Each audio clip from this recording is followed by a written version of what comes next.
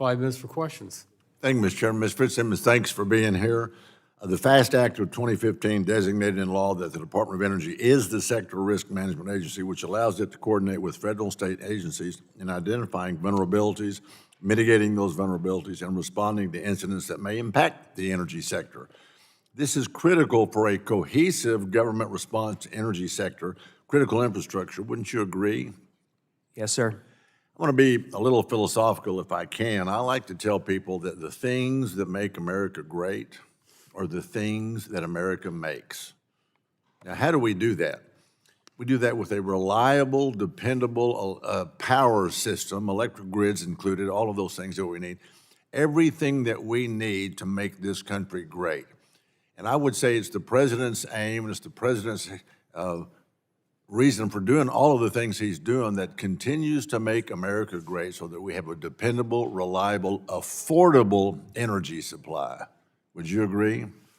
Yes, I would, sir. And I would add to that that the energy system has to be built to meet peak demand in the summer and the winter when electricity is needed most or people die.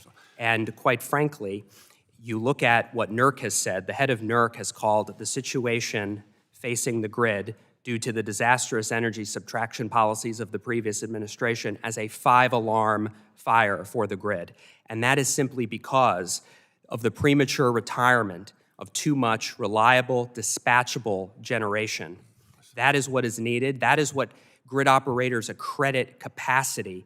Non-dispatchable resources do not get much capacity accreditation, so you can build as much non-dispatchable electricity generation as you want. It does not obviate the need for more reliable, dispatchable generation, and that includes resources like nuclear and gas and coal and, yes, batteries and geothermal and hydropower. All of those resources are needed to meet peak demand. We were unfortunately saddled with premature closures. We've had to come in and stabilize the energy system, and that's what we're doing right now. Now we're focused on optimizing and growing the energy system so that we can have an affordable, reliable, and secure energy system for the American people. Well, we appreciate y'all doing that, and I'd have to add that pipelines are one of the most important components of that energy sector or energy systems, are they not?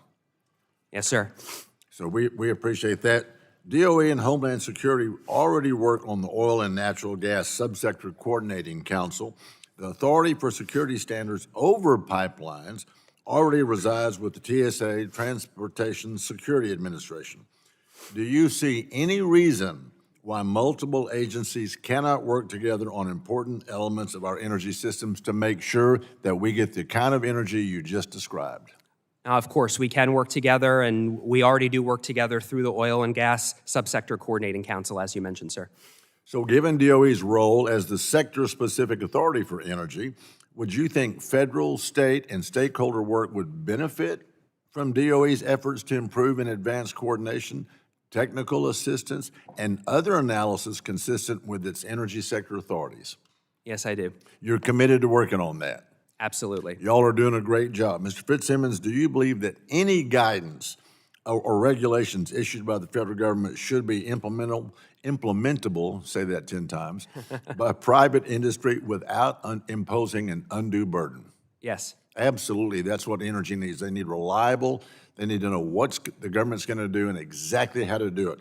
So how does the Office of Cybersecurity, Energy Security, and Emergency Response work with industry to ensure that any rules issued by DOE are practical and feasible to implement?